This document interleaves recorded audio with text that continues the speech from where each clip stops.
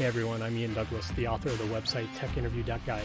I do live streams every Sunday and Thursday at 6 p.m. Pacific, 9 p.m. Eastern about topics relevant to interview preparation for the tech industry. I occasionally record longer Q&A sessions, and I've started to break those into smaller videos to post.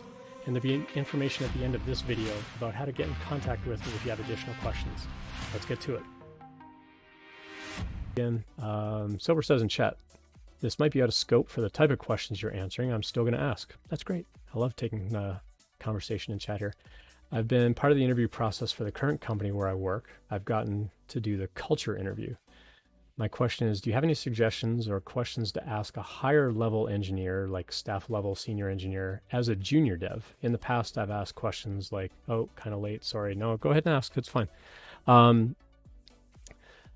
I would say to start out with, if you're interviewing somebody above your level, and I've actually been in this position myself. When I was at SendGrid, I was actually interviewing our next VP of engineering, which was weird. And honestly, I would ask them a lot of questions about what their leadership style was. And I would also give them a technical challenge, because it's really hard to follow a leader who doesn't have any sort of technical ability or problem solving kind of skill.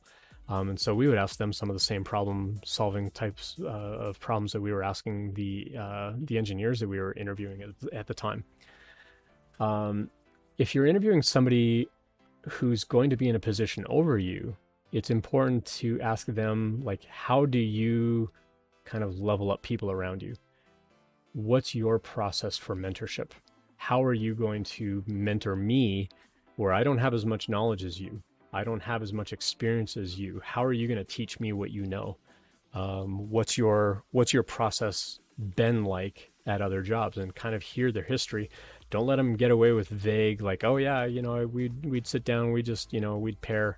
It's like, well, what did that look like? Like, how did you know that was successful? How do you know that they were getting that information correctly? You would want to find out, like, what's your preference for doing a code review? If I put a pull request on GitHub and I ask you for a code review, what could I expect that code review to look like? For preparation for something like that, it might actually be a good idea just to write some dummy code, put a pull request on that dummy code, and ask them to give you a code review.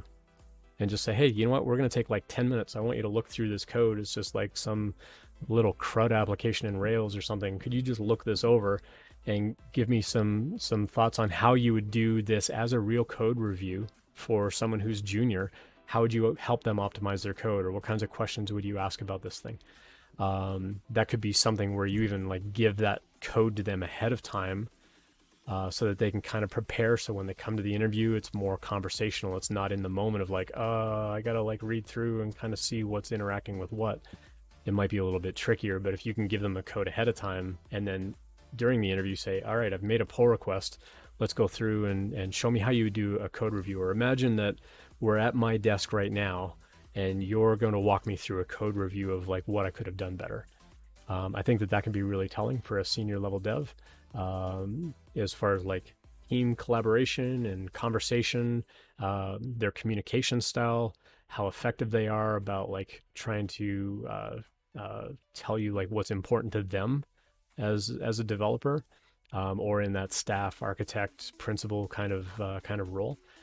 I think that can be really telling. And then for you, in your mind, you're going to be asking yourself all the time, like, would I want to work with this person if they're going to do this all the time? And if you start getting any sort of negative vibes, you need to be like jotting that stuff down and writing that stuff out so that you can give your team that feedback later on. I've asked questions like, what makes a staff engineer? Or at what point in time did you consider yourself a staff engineer, architect, or whatever role they've applied for? Those are interesting questions too. I think, what makes a staff engineer? What makes a principal, or, so on. That varies a lot from company to company. So it might be a little tricky to get like an apples to apples kind of comparison in answers if you're interviewing lots of different people for that role and trying to gauge, well, I like that person's answer better than that person's answer for like what a senior level dev should be, or what a staff engineer should be, or whatnot. I think you're going to get a pretty wide variety of answers from those. So it might be a little bit hard to do like a direct one-to-one comparison on those kinds of answers. Hey, thanks for watching. I love helping people out with interview prep, and I hope this video helped you in some way. If you found this Q&A useful, please consider subscribing. You can follow me on Twitch as well for the live stream twice a week. Check out techinterview.guide/streaming for more information. I also have a daily email series that you can subscribe to on the website. There are never any ads, and when you finish the series, I scrub your information out of my database permanently. Finally, if you have a question that you'd like answered on the stream, you can find my contact info on techinterview.guide. I prefer LinkedIn or email. If you leave your question in a YouTube comment, it might take me longer to find it, but I'll see you next time.